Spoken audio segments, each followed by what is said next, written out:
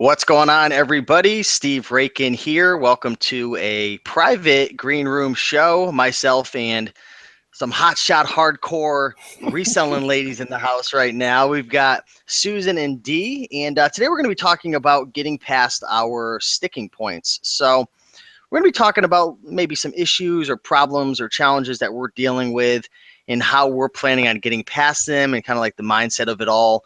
And then we're going to just kind of go into some random topics and just, answer questions. If anybody has questions or I've got the comments pulled up on the left-hand side, just help some people out. But we're going to just kind of have a discussion. And if I can help you guys out or you can help me out, like I just want to interact with you guys and see what's going on and have a little bit of fun. So Susan, why don't you introduce yourself to the viewers right now? We got some green room watching right now. So what's going on, Susan? Where are you from? What's your story? Okay, so I'm from Atlanta, and I've worked on my own businesses for many years, but really started getting into selling online about a year ago. Actually, it's been exactly a year I've been on Amazon. I've been playing around with eBay for years, just kind of selling stuff around the house, but about the same time I started getting into selling on eBay as well. Cool. So how long have you been messing around with eBay for? Oh gosh, at least 10 years. I mean, I actually sold on AOL. They had a sort of a selling thing on AOL that was a little bit like eBay, but they mailed you a check and you mailed them stuff, and there was no pictures. Wait, I never heard of AOL selling. Yeah. Yep. I used to sell Christmas ornaments. It was almost like in a sense, like a Craigslist listings that you would, I don't really remember much about it. It was way back when. So wait, you would send them the items and they'd fulfill it for you, or how did it work? Oh, no. The person who was buying something from you would mail you a check, mail them the stuff. I don't remember there being available any type of online payment or anything. It was just literally, okay, I want to buy that. Okay, here's where you send me the check. So weird. Times have changed. I remember, just buying or selling random things like 7-8 years ago, and you have to go get like a cashier's check. Yep.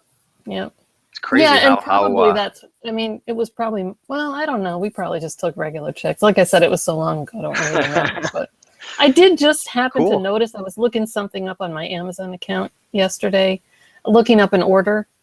And I noticed it says up at the top right-hand corner of your account how long you've been on Amazon. And it's been buying, but I've been on since 1998.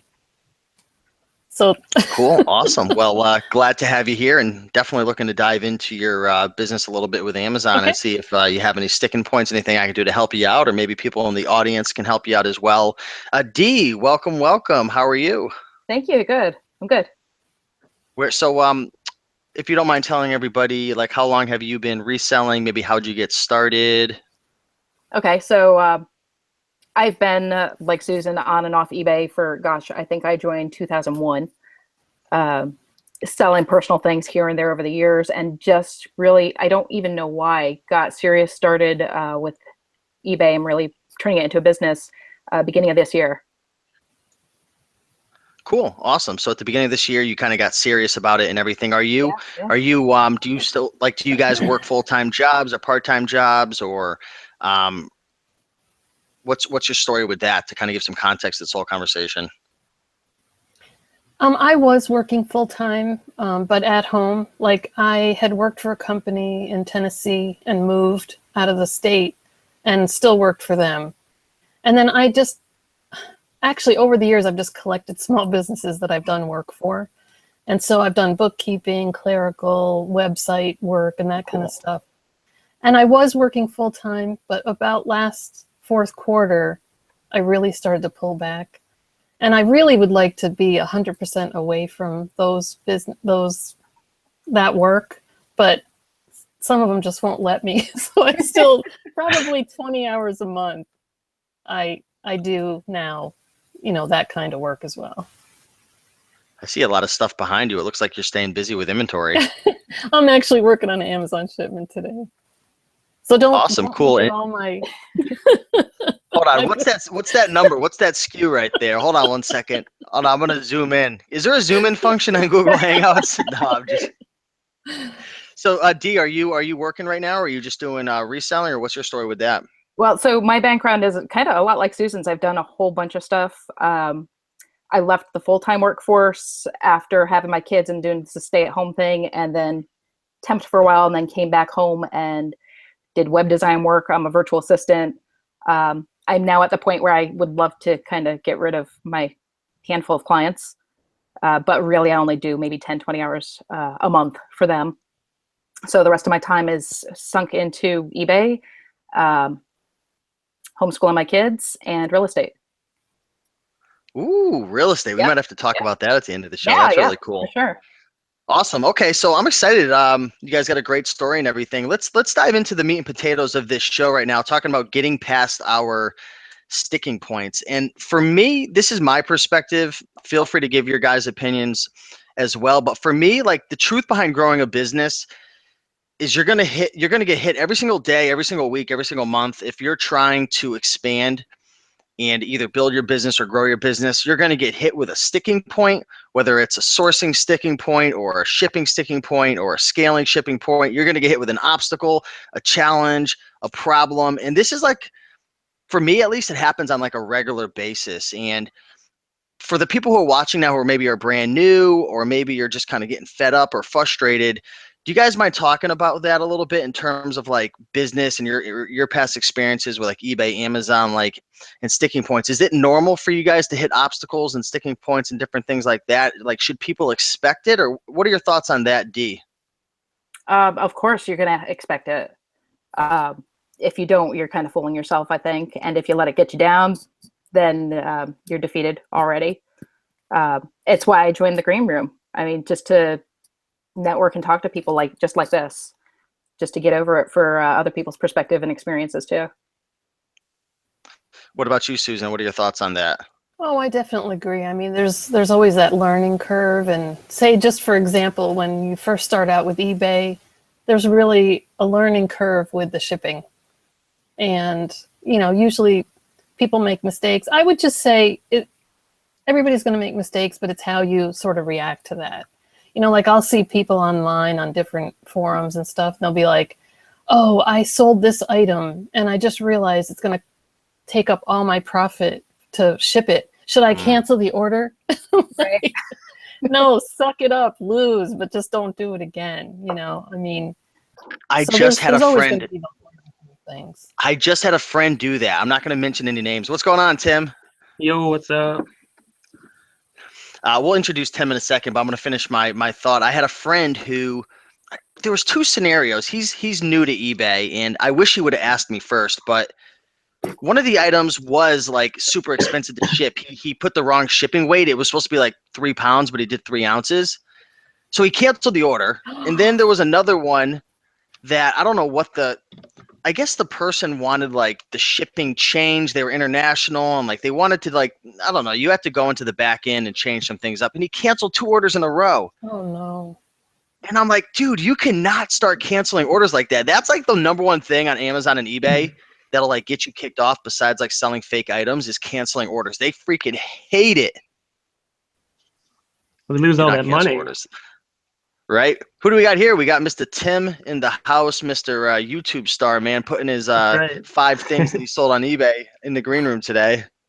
What's going on, man? What's your story? Just a small town guy trying to make a lot of money. Man, I like that. That's like, what's that, like the elevator pitch where they say you got to have like a short little, man, you got it. Just a small town guy trying to make some money. Cool. We met in Austin, Texas, right? Yep. At the meetup. So. Yeah, that was fun. When. What's that? Where are you from now, Tim? Minnesota. Oh, okay. I'm up by my town has like where I'm living. We don't even have a stoplight. No stoplight. I gotta drive like a half hour to like a Walmart, Target. That town of Brainerd's a little bit bigger, and then to get to the cities like Minneapolis and stuff, I have to drive like 2.5 hours. So.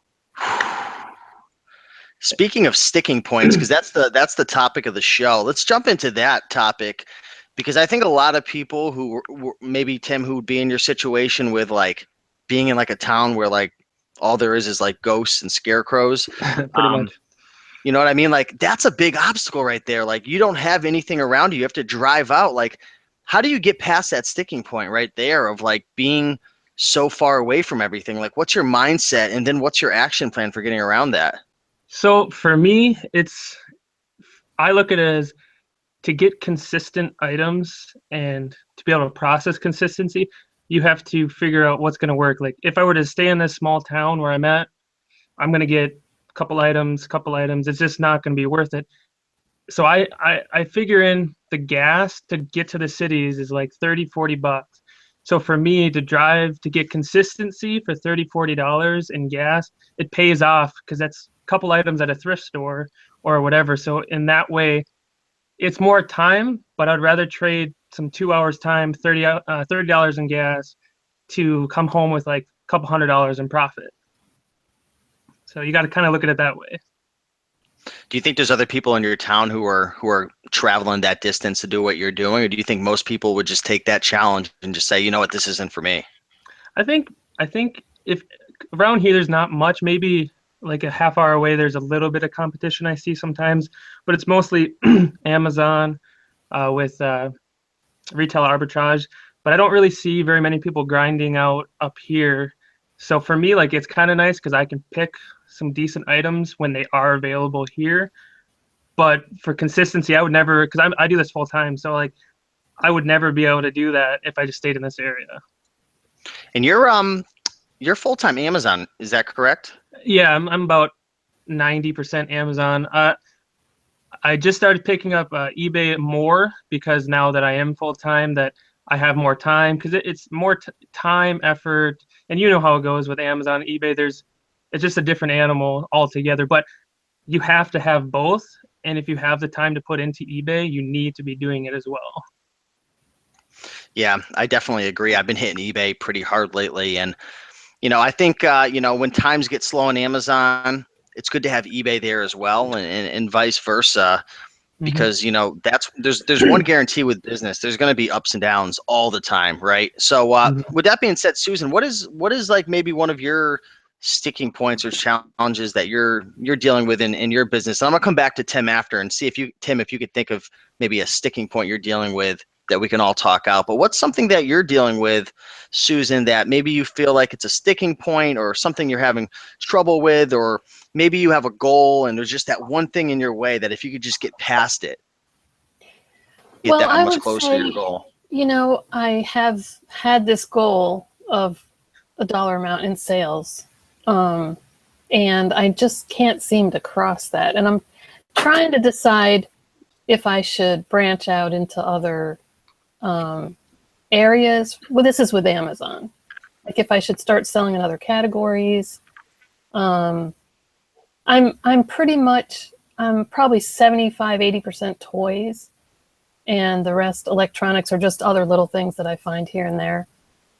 And I mean, I know in the next few months, and I start gearing up for Q4, that I'll be able to bring in as much of that stuff as I want to.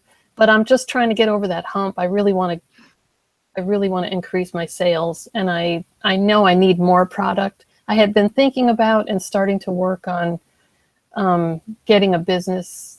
Well, I got my LLC, and I just got a new checking account with my LLC name and all that kind of stuff, so I can start doing wholesale if I decide to do that. And I've thought about getting into grocery as well. So I'm at that sticking point of where, how to expand quicker, I guess.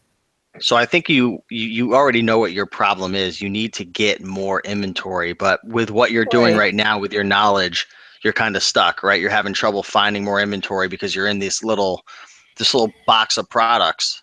Yeah, and I mean, I'm not sure. I mean, in a sense, like I always tell new people, go out and scan 1,000 items. I mean, really, I'm sort of stuck in that one area. I need to go out and do that same thing myself, because I do feel like it's good to have a really good product knowledge in one area before you just start trying to, sell everything. I think that's important, but I kind of think that I've got that down now, and I just need to move on and expand. And it's maybe only in my mind is the problem. It's not that there isn't stuff out there to go get.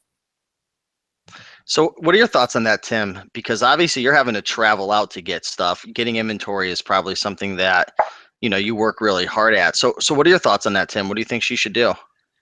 Honestly, you should be selling everything, anything and everything. I think it's to put it simply, you can get the ranking chart of like 1%, 3%. I'm sure you guys seen that FBA, and that's for me. That and looking at Camel, their sales ranks, so you can see how many sales about in a month or so. That should be all you need to branch out. If you're out and you see something, even because most time it's going to be sealed anyway. Mm-hmm. So whatever it is, scan it, check the sales rank, do your little homework, and everything's a educated guess in a way. Right. You're doing your best with the information you have. So as me being a business person, like I look at it and I go, I'm risking $3 to make 15, 20. My research shows there's a couple sales this month. The ranking is good. What am I really losing? Because we all know eventually everything sells anyway. So I would look at it that way, like just keep buying. Use your research and your couple charts you have, and then just go for it. That's what I would say. I mean, I would say I do that on a small scale. Like if I happen to run across something, I don't have any issue with, like, oh, it's not in my category, I'm not going to buy that. But I really need to, I just feel like I'm bringing in about the same amount of sales every month. And I really want to boost that up. Well, then the only way to boost it is to get more inventory. And that's like you said, now that you could either look at it as, do you need to train someone, hire someone to do your shipping and stuff for you while you're sourcing, or vice versa? You could look at it that way. You just got to figure out how to leverage you as your person or leverage someone else's. If you have someone hired at minimum wage, you got to think how many items maybe can they list per hour. So say they're $10 an hour because you want to pay them, whatever. If they can get 10 items done within that hour, which they should be able to do, especially if it's FBA, you're really only paying them $1 per item. And most times when you source your items, say it's at a thrift store or it's RA, you have obviously some cushion, and then you can just work that farther to see, what it's worth it. So I would say that, 15 items an hour, $1 per, you just look at it that way. You could source more if that's what you need, more inventory. That's interesting. Do you feel like you could find more inventory if you had more of that time allocated to go sourcing? If you were able to kind of take back some of that time from having to ship and prep and do all that stuff, Susan? I think so. But I will say, and maybe another stumbling block is my time management, because I don't necessarily, like, I sit down and I'm going to work on my Amazon shipment, and I notice an email and I go look at that, I think that's super important. Yeah. Knowing yourself is probably the most important thing. Like me, I know I do things. I'll throw on a game or something. I know me, so you got to just understand where you are as a person. Like if you're going to be looking at emails and stuff, know yourself better, then you can leverage other people in their time and whatever. That's what I would say. Because I'll sit there and I'm like, I'm going to get this shipment out, but I know in my head I'm like, I'm going to get most of this shipment done because I'm going to see a project I'm working on and it's going to come up. So that's what I would suggest. Just figure out your downfalls maybe. And they're not downfalls. They're just what makes you you. And you just got to understand what kind of person you are and just go from there. You can easily take a 3 or 4 hour Amazon FBA shipment and turn it into an hour shipment. If you turn off your phone, if you turn off your Facebook, Yep. I live by myself, so I don't really have any distractions besides the internet. But if you have a family, kids, you've got to set these, because if you don't, as an entrepreneur, there's no boss, there's nobody looking down your shoulder or saying you have to do this, you have to do that. So, I feel like it's really, really important to know yourself, like Tim said, and set that time to do what you have to do. Employees and hiring people, it might not be for everybody. I want to suggest, have you looked into online arbitrage at all, and sourcing off the internet and having products come right to you? I have a little bit. I haven't really dived into it, but I have some. Well, that goes back to the whole time thing too. You gotta, for me, like, that's what people tell me to do too, and I'm like, I know, but I have to set that time aside to learn the process, to figure out the loopholes, because it can get quite complex when I look at it. You having your Ebates or all these different programs you're running through, depending on if you're going to use your credit card for percentages back that you have to figure in later, because sometimes credit cards will give you the 3% back, and you're figuring that into your ROI, but that's not till later. So it's just learning a whole new process just takes a lot of time. When I look at it, like me learning Amazon, like I have to set that time aside, just like I did with learning regular FBA with OA, and it's a daunting task a little bit. Yeah, education is definitely a sticking point. It's been a big sticking point for me with all different types of businesses. I mean, I recently got approved, and I've been working on my own personal account. I got approved, and then I've been helping my mother with Merch by Amazon. I don't know. Do you guys do Merch by Amazon at all? I do. I just got approved. It's a whole nother world. I tell you, right? Dude, I love it. I do too, but it's just like online arbitrage, which, to be honest, I don't know much about online arbitrage, but it looks super daunting. Like Merch by Amazon looks super daunting, but like the more I learn, the easier it gets. For me, like especially Joey has that group, whatever, for us, whatever. Yeah, Mr. Like, Clay. Basically, I do all my merch from my phone. That's it. Everything's from my phone. The only thing I do is to go on and do a couple keywords and post it from the computer. Right. But the app Over, he told us about that, and the thing's amazing. Over, just Over. I've heard about that. Yeah. Yeah, and like it lets you do like all text and stuff, and you can implement pictures right from it. It lets you save PNG. You just have to make sure you have the right format. It's like the template's 4,500 to 5,400. Yeah.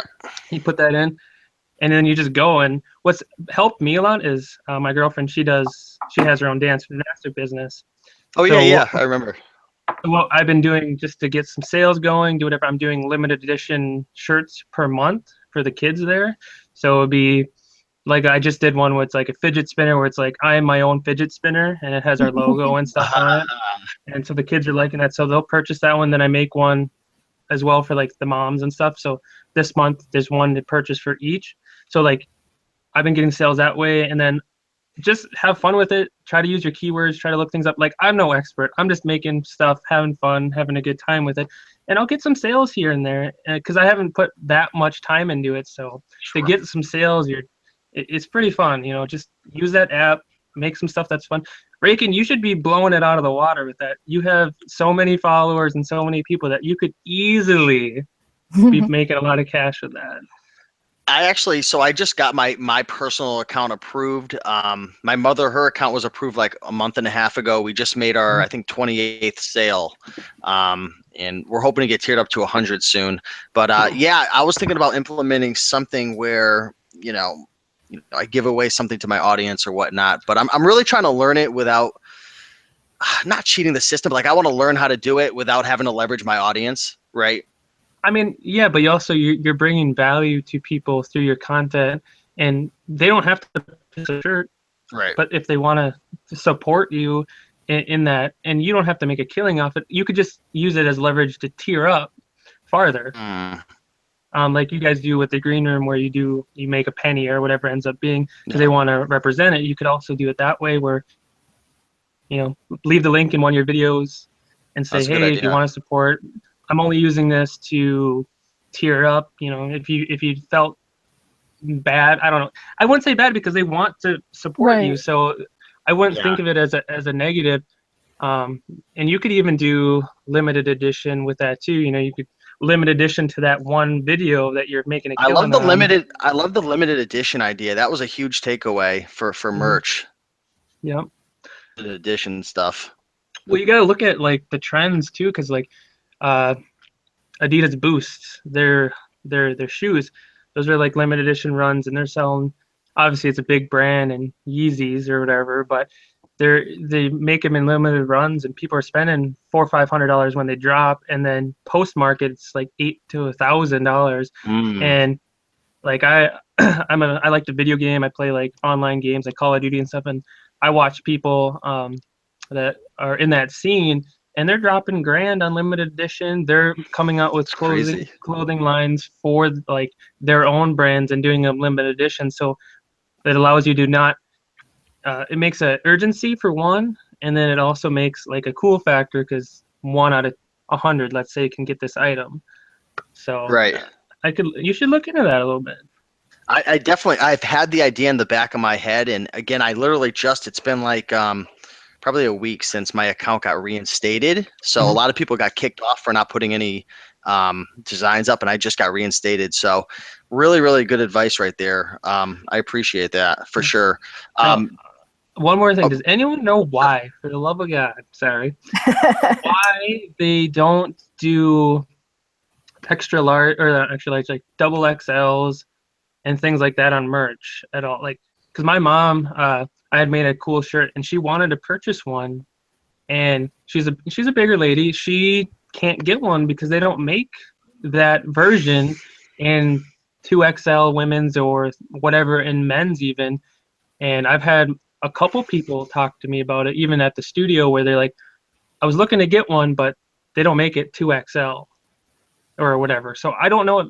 Does anyone know any idea? Oh, it's a little more expensive to make the bigger shirts. Like, for example, on my Shopify store, I use Custom Cat for my fulfillment of shirts that I sell through like Facebook ads and whatnot. And like the $3 more. Mm-hmm. So I don't know if Amazon, like, they don't want to have to like code in like additional prices for bigger ones, or maybe they're just trying to keep it simple now because they're having a hard time fulfilling stuff previously. So maybe they're just like starting off like phase one, like let's just make like these shirts. But to be honest, like I feel like most people in America are gonna be like large, extra large. You know what I mean? Like I feel like that would be what I was thinking. I just didn't understand, you know. And there's such a variety. Even if it's more money for the shirt, I mean, they're Amazon, they're getting it cheap as heck anyway. But even if it's $1 more, $2 more to them, they should just assess that in royalties, you would think. Because like D, when you sell a shirt, you get royalties, so they should just assess it that way. D, are you selling on merch? I actually hadn't even heard of it until I joined Green Room. So I like 3 days ago just went and put Where have you been? No, I'm just well, the crazy thing is put in for it. There's so many things out there to do. Like it's like absolutely insane. So D, let's talk about let's grill D for a little bit. Let's dive into D's world. So D, I don't know if you've been thinking about anything, but what would you say maybe is your biggest sticking point or challenge, or maybe something you're dealing with that we could kind of go around like round table style and kind of just like discuss it and see like maybe what we would do if we were in your shoes or vice versa or whatever. So like I said, I just started this seriously hardcore beginning of the year. I've got, mad spreadsheets set up, keep track of every freaking little item. And I definitely have sales goals going on. I know where I want to be. I have not been through Q4 yet. So a lot of that is I have no benchmarks. I'm okay with that. I know I'm growing through different categories. I started out with clothing. I'm moving more into shoes. Love Tino. His videos have been fantastic.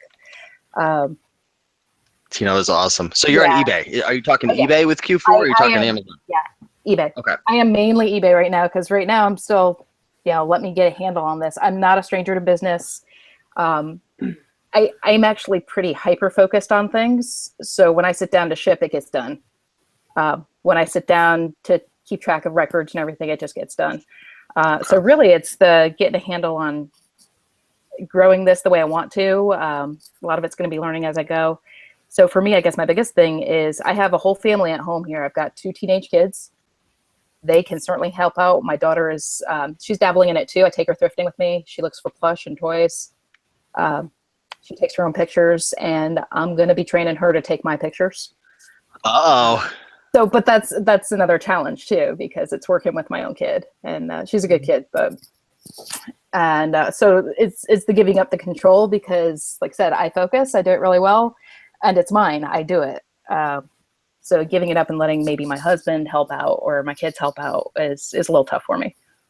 I'll tell you right now, let me jump in. If you want to grow your eBay business, there's no way about it. Like, you're going to have to grow your listings, like bottom line. Like, you're going to have to, the more you have an inventory, considering it's like good stuff, sales you're going to make. I've noticed from the beginning of the year through now, I just ramped up even over the past couple months, and I'm up to about 420 listings. Awesome. Cool. Do you have a goal in terms of how many listings you'd like to have maybe by October? You know, by the start of Q4? Let's see, it's July or September. So it's around like over 4 months or so. I'm thinking I can double it by then. So get up to like over 800. Yeah, we have fantastic sourcing around here. We really do. You do a lot of clothes, or? I'm moving more into shoes. I'm really trying to blow out the clothes and get rid of them. It's easy to ship. A lot of work. It's just a pain in the butt to photograph, and I love shoes. So plush, toys, shoes, some collectibles, household. Well, I'll tell you right now, Tino and I are working on a project behind the scenes regarding shoes. So the green room is going to be getting a special little deal on that, but it's going to be similar to like 101 Killer Clothing Brands, but it's going to be shoes, because I don't know, I love selling shoes. Like, even garage sales.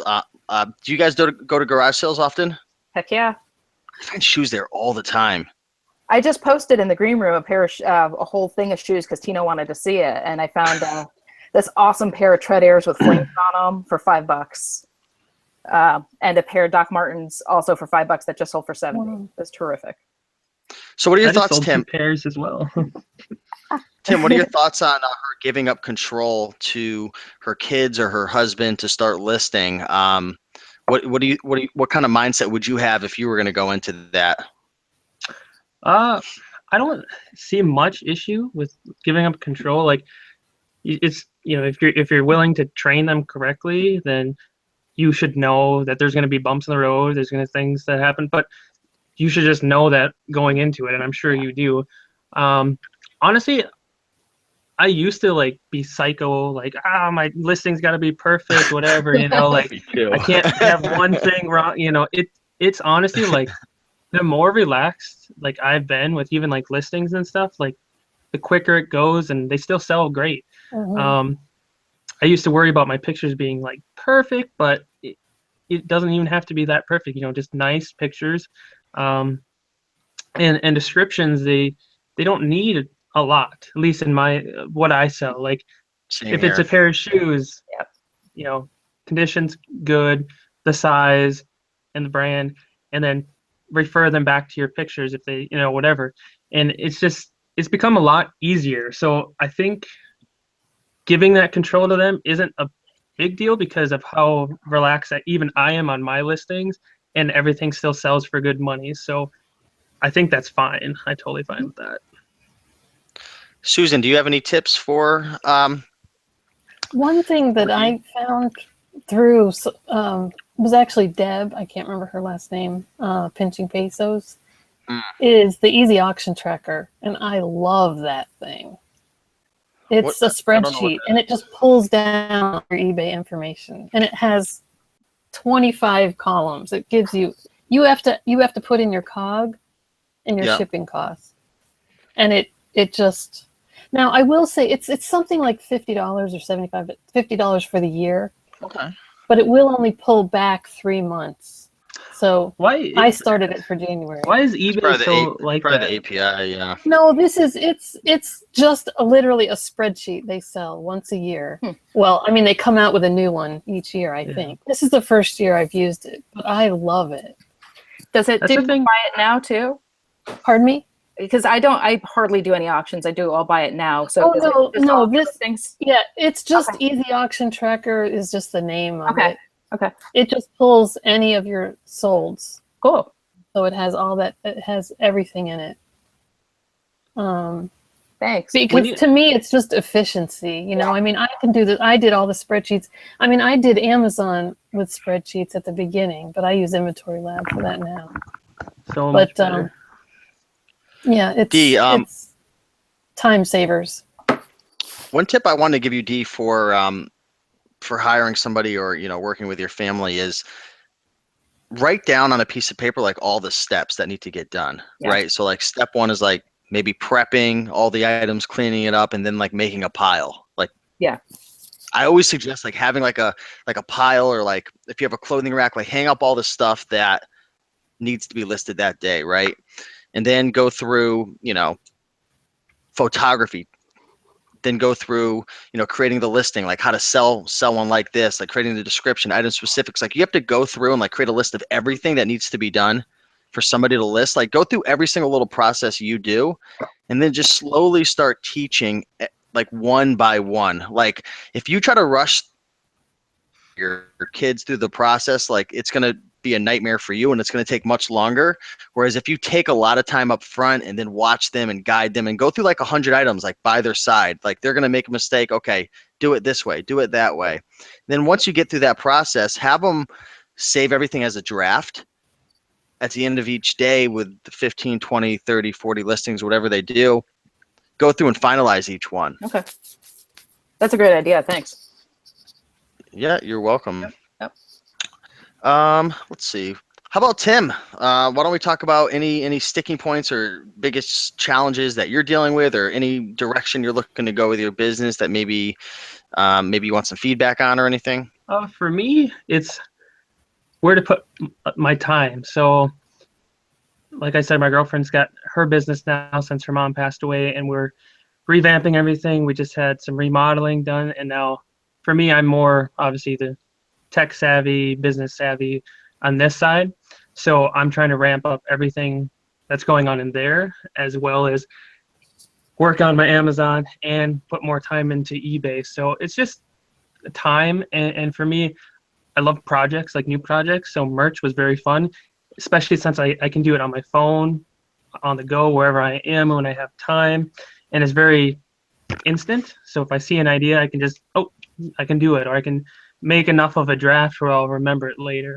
And that's like with YouTube. I'm slowly making a channel kind of as I go. It's kind of fun. It's like I explained in my last video, it's kind of like a treasure hunt for me, especially with eBay stuff. I like to find things and show people what I'm legitimately buying as of right now, so people can take merit into the money I'm even spending on these items.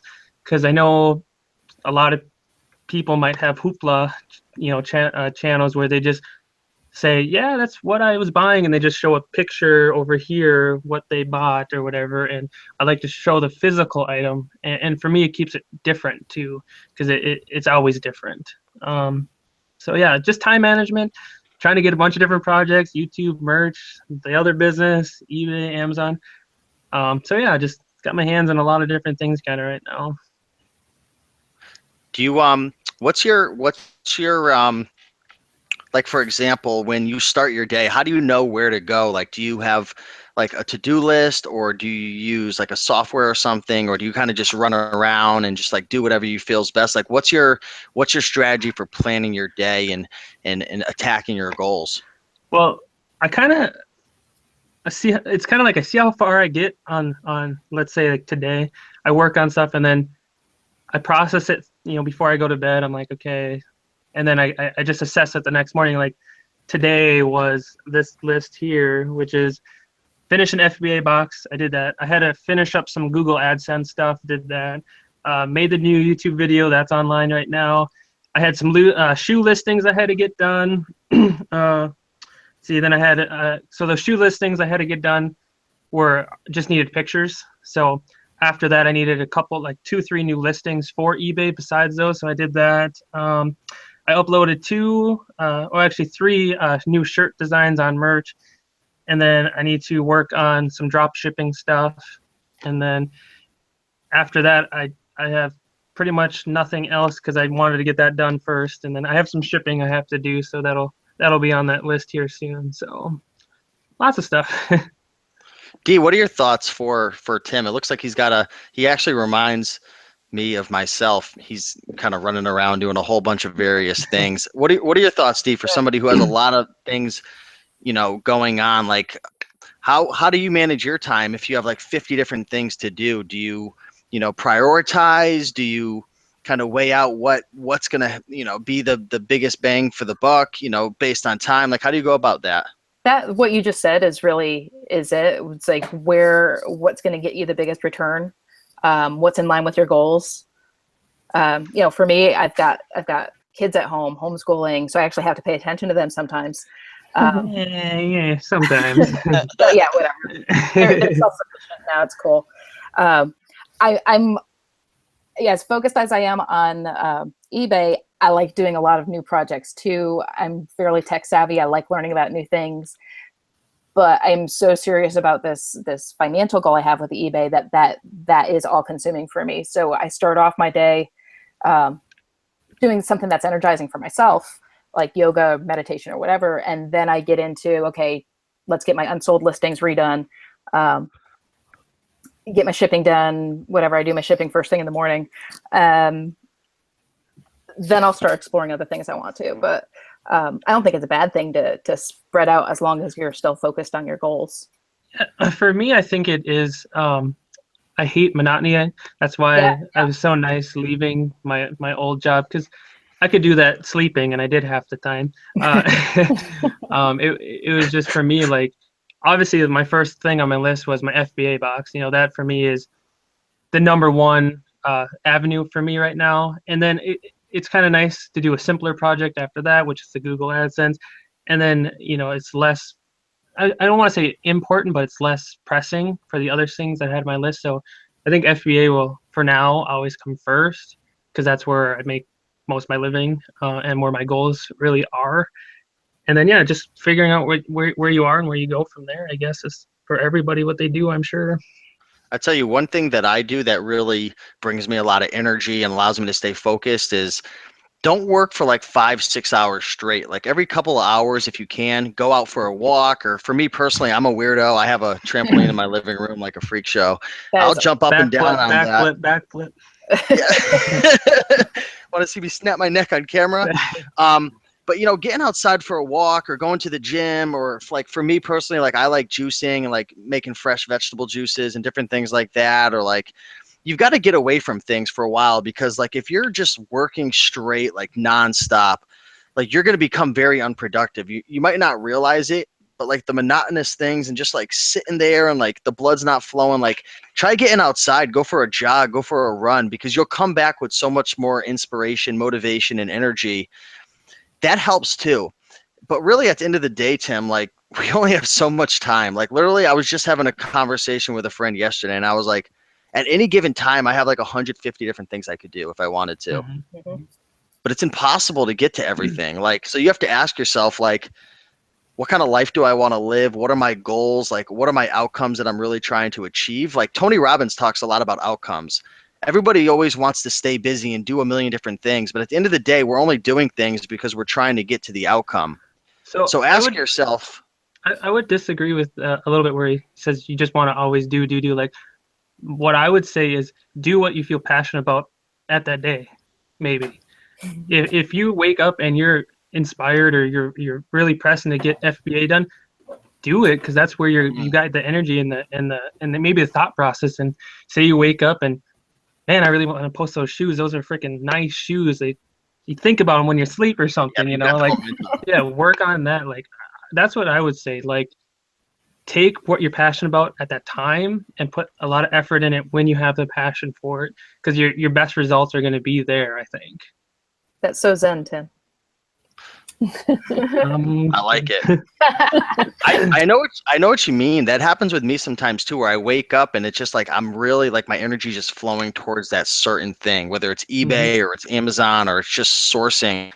How do you balance that out, Tim, with going with the flow versus, okay, these are my goals, and like I'm kind of going with the flow, but it's not really taking me towards where I'm trying to go? It might not be the smartest decision.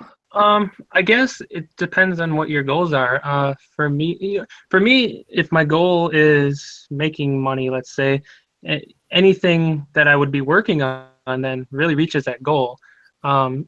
So I guess if what you're doing is still working towards your goal, then you're fine. So if I wake up and every day my goal is, because right now one of my goals is I want to purchase a house. Because for me, when I look at that, Amazon, eBay could stop at any time. It really could. It could drop off for everybody at any time. And having a house paid for and done, then you got to look at, you're always going to have somewhere to live. If you had to pick up a part-time job somewhere for a couple days a week, you can pay your taxes on your house and your other things, and you're going to be good. So for that, it's a huge safety net for me. So that is what I look at as my goal, let's say right now. So if I'm working on eBay, well, that's still my goal. If I'm working on Amazon, well, that's still my goal. If I'm working on merch, that's still my goal. You know, whatever I can do to funnel whatever capital or whatever I need to get to that goal, that's kind of fine. Let me give you an example of something that I see people fall into, and this is kind of what I was going at, like staying busy. Like, say, for example, you have 100, 200 items that you've already sourced. It's sitting in your death pile, and there's two options. You could actually do something you don't feel like doing, which is listing your items, or you can decide to go out sourcing and add to that death pile even bigger. Both things are kind of adding to your business, but when you're listing your items, you're really starting to generate the revenue and give yourself a chance to make money. Whereas when you're sourcing, you're kind of just adding to the death pile, considering you have 200 items.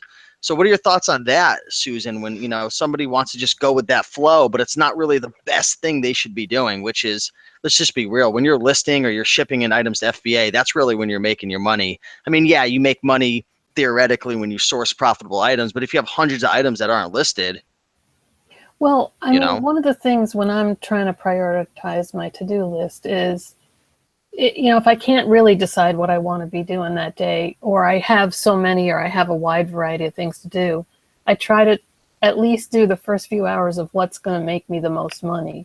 And listing would be that if I had a death pile sitting there. But on top of that, the other thing that I just started to do was I have these goals in mind to where I want my business to go. But I'm busy. And I find myself always moving those because they're not something that'll make me money today or something that I really want to do. So I had decided that I wanted to either go into grocery or start to do more wholesale. So I had my business in my own name and just, you know, my social security number, that kind of thing. So I had decided I was going to do, I mean, I looked into it, and for different reasons, I decided to do an LLC.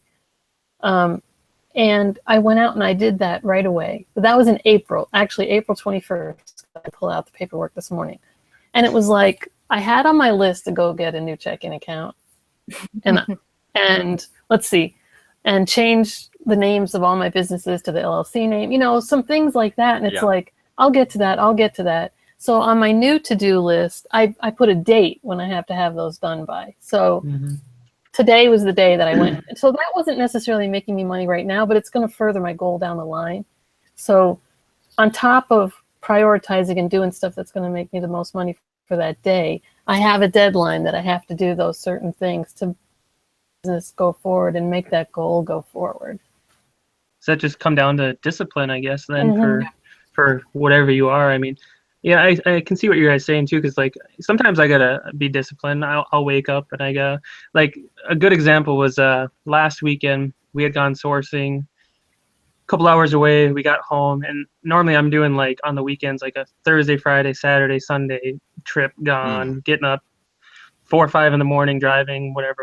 And early mornings, Tim. Dude, you'd be surprised, like, because I gotta drive, because I go to the citywide garage sales. And for those really to happen, those are in the city. So that's 2.5 hours. So I'll work, let's say Monday, Tuesday, Wednesday, and then I'll wake up at like 4 in the morning to get ready to go, to drive 2.5 hours to go garage sailing, just to come back to my house, because my girlfriend loves garage sale, and she won't, if she can go, she's coming. So, which is great. So I'll drive all the way back home, drop off the stuff, work on a little bit of it, go to bed, wake up 4 in the morning, gone again for another 2.5 hours, come back. And it's like, so that weekend, you know, time is crazy for me. But this last weekend, we got back, and it was Friday night, and there was one on Saturday, and I had to look at my stuff, look at everything, and go, you know, take my wins when I can take it. So we did well, and I go, I did well. We need to sit down and start processing now and get this in as soon as possible. and we're gonna miss out on Saturday. Yep, but that's no guarantee we're making money from there either. I'll take my wins now, take my profit now, send it in, and you just have to be disciplined, I guess, in that regard. It did hurt a little bit though. It did. I was like, I woke up Saturday and I'm working. I'm like, I could be out garage sailing right now, but it was fine. You know, it's all about getting in that routine, those habits. You know, use the word discipline a lot. You know, this business takes discipline. You don't have to be the smartest, brightest, most talented, but there's no doubt about it, to run an eBay business, an Amazon business, you know, to be able to grow your business. If you're working for yourself and you don't have any income streams coming in, it takes a lot of discipline. And I feel like a lot of people don't get it. You know, I talk to people on the street and they're like, oh, I'm going to start an eBay business or an Amazon business. You know how many of Please, them, go ahead. but do you know how many, like out of 100 people I talk to say they're going to start, do you know how many typically do? Like one. And then they're in it for a week and then they That's stop. what I was going to say. And how long do they stay in it too? Like, we got to give ourselves credit. Like, we've had to get past so many sticking points just to figure out our businesses, like so many different sticking points. And to us, it's like easy, right? And like, we see like maybe new people come into the green room, or like new people like enter the scene. And it's like, I remember when I was new, there's just so many things you have to do. So, I mean, that's why I wanted to talk to you guys about this. I know we could probably go on for another hour or so, but I don't want to keep you guys too much longer because we're at about the hour point. I want to shout out Tim's YouTube channel real quick, man. Could you tell everybody about that? Yeah, it's Make Cash Money.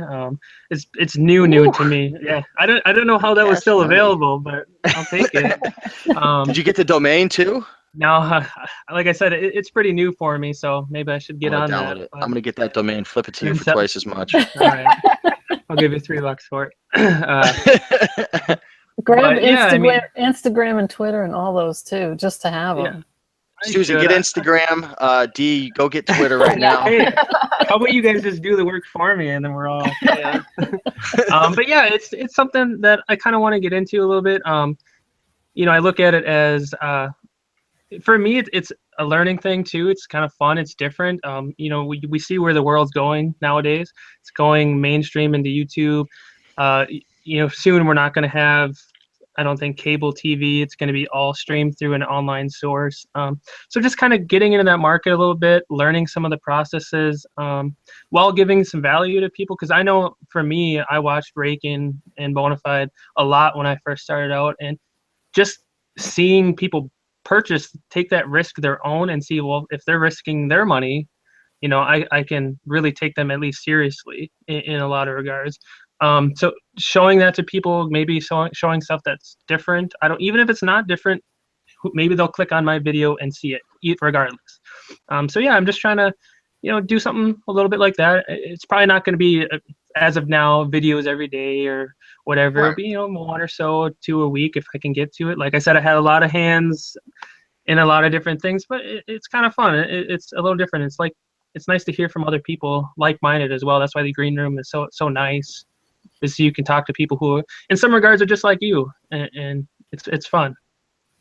Well, cool. Wish you luck on that. Like I said, behind the scenes, Tim and I were talking. If there's anything I can do to help you out, man, if you want to come on my channel, do a collaboration, because I know what it's like getting your first.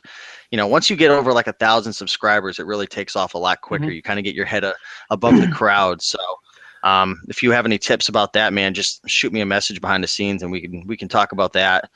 But good luck with that.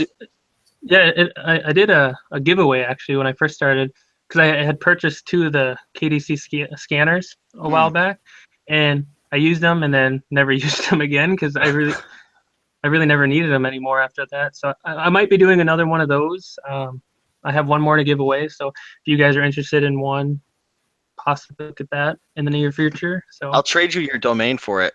you better go save it for me. Cool. Well, Susan, is there anywhere people could follow you, or in the green room, or anything we could shout out for you to the people watching? No, I mean, I did a couple little, I did an RA video last week. Did you give up all the bolos? The bolos are coming. Right. I ended up just send them to me. I just did to me. I did it in like 2 or 3 little segments throughout the day. And so I wanted to do the last one with all my numbers and everything from the day, and I just haven't finished that yet. So that's been fun. But no, I haven't. I mean, my son keeps saying I should do a YouTube, but I haven't gotten into that yet. It really is. filming. That's why I editing, just go all that. live. That's, to be honest, I just go live with most of my videos now because I just don't have the time to be editing at this Well, point. and that was the thing. Like, I decided I'm not even going to edit it. I'm just going to put it out in the little pieces, and then the last piece will just be my numbers instead of trying to, Right. edit and do all that. Yeah, but It was just for you're, the green you're, room you're anyway. so practiced though. For me, I'm like stumbling half the time through some of mine. So I'm like, oh, stop for a minute. Let me, pronunciate. This was I did what I see all these other people do. I just did it while I was driving, Yeah, and I did actually start and stop a few times, and I got like, whoa. yeah. You just have to realize that people aren't going to catch the little flaws and mistakes. Like I've said, like there's been videos of mine where I've said like the dumbest thing possible, and like it makes zero sense, and nobody even catches it. And I'm watching it like, how do they not? Or maybe they're just being nice, and not saying Maybe they anything. just don't say something. Yeah. I like one of my comments I got on one of my older videos. It's like 2 people in a row are like, "Stop moving! Are you on a boat?" Because I'm a fidgety kind of person, especially when I'm talking. So I'm like swaying. I'm like, yeah. When I was new, somebody left a comment and was like, Steve, you said 26 times. Like they counted every I'm like, crap. Well, hey, they watched it. Get some ad money. Yeah, right. D, how about you, D? Any final words or any shout outs or anything? Or you want to give away your home address, social security number? Oh, yeah, totally. Get ready to write. No, no, this has been great. This is cool. I try to get on Green Room on the Facebook page every day and see if I can jump in and help or throw out my questions and all that, and it's been real big help. So cool, awesome. That's the one thing I'd say. I think I like maybe the most about the Green Room is it's real life, real time information. If you're at a thrift store, you can post it and you can get information before you even leave to help make your decision. And I think that's especially when I first started the Green Room or like started being in it, that was like the biggest takeaway I got was people are consistently helping the instant you need it, as long as it's not a dumb bonehead, question like something stupid like, is this a Mario game? And it's a case that says Mario on it, Hey, that was me. I know, Rick, and you probably got to go. I have one question though. What is your thoughts on the new deal with textbooks on Amazon? I just found out about it yesterday. I saw Jonathan Cleater. He had posted something. Did you see John Cleater's post in the room? Because I got the email too. To be honest, the first reaction was like, crap. Like that was just like the first reaction. Like, oh man, like I knew this was coming because it was like a couple months ago, people were getting the notice about the CDs and stuff. And then like mine never hit. So I'm like, oh, maybe I'm like grandfathered in. And then because I've sold thousands of CDs, right? Yep. Like I had a haul of like 2,000 had that haul CDs. that you had to take 2 trips for, Yeah, not all of them sold. I had to clear out some of them that didn't sell. But like I've sold thousands of CDs, so like I thought I was grandfathered into it. But no, like I got hit with that as well. Like you have 30 days to get it all out. I just got that notice like 2 weeks ago. So it's so weird. Yeah. I think that what's going to happen is I don't think they're going to ban like all books in general, but I think that like the super popular companies that are selling books like Pearson, and there's like 3 or 4 other like main ones. I don't even know what they are off top. I just scan books, but there's like 3 or 4 main ones that make like a lot of the newer school books. I think a lot of those are going to get restricted, and I'm already seeing it. And I've been starting to put some of them on eBay, and they've been selling. So it is what it is. I'm going to try to figure out a way to get ungated, right? To be able to get those 3 invoices, which they typically want, right? There's usually, it's either the 3 invoices or they want you to pay, right? Yeah. Well, it's or both. So I'm not sure what's going to be happening. I know John Cleater, he says he like doesn't even sell books, or he doesn't even have any books in his inventory. So it's going to go one of 2 ways. They're going to grandfather people in who sold a lot of books, or they're going to just restrict everybody on specific brands. Yeah. See, that's why we all have to have multiple income streams, because you can't trust Amazon. I'm telling you right now, like unless you're private label or wholesale, like you can't, there's a shift going on, and you guys have all seen it over the last year. Like these brands are squeezing you out. They're restricting, and there's more rules and more, challenges coming up. It's like, even in the Green Room, you see like everyone's starting to talk about eBay now. Like people are like getting scared of Amazon, right? Yeah. Yeah, it is a little scary, especially like for full-timers. Like for me, most of my income comes from Amazon. So a lot of the restrictions hasn't hurt me a ton. There'll be things where I'm like, Same here. damn it, I used to sell that. Mhm. Like a good example was like some of the Bop It toys. I could sell those used all the time. Like that's a good example. And certain ones now are restricted. It's just really there's like no rhyme and reason to what they're restricting. That's the thing that bugs me the most. Like certain ones I can still sell, but other ones I can't, and like collectible or something like that. The CD thing, like I'm restricted, but my girlfriend has an Amazon account. We don't really use it anymore, but she can scan stuff and she can still sell CDs, and she has hardly sold anything in the last year. So it's just crazy. And then like restrictions will come and then they'll go. Like a board game I used to be restricted on, or I wasn't restricted on. I sold it a couple times, then it went restricted for me, and then I checked again recently, and then I can sell it again. So it's just pretty crazy. It's another sticking point, you know. Things are always going to change in business, always. So you can either give up and quit or move on to something else, or you can figure out a way to get around it, right? Paying to get ungated, or figuring out how to create a how to get the 3 invoices, right? Buying from like a manufacturer or wholesaler, because I know a lot of people are doing that to get ungated, right, in various things. So I think that's going to be kind of the next step right there. Like if I could figure out a way to get ungated in these top brand companies and book brands, like, and other people can't scan it, like it's going to be a jackpot because no one's going to do it. So, yeah, it's just like, how would you get even a hold of these companies? They have so many, you know, like I've looked into some of it a little bit because like I was selling the Nintendo 3DS XLs all the time. Like that was something I could buy at pawn shops all the time and still make $20-$30 on. And then boom, they went restricted, and I had to sell them on eBay and pretty much break even. And I was looking in, I'm like, how the heck do I contact Nintendo and be like, can I sell your product? But why? I think it's on certain invoices, like 10 quantity of each item. So that's like 10, let's say 3DSs or something like that.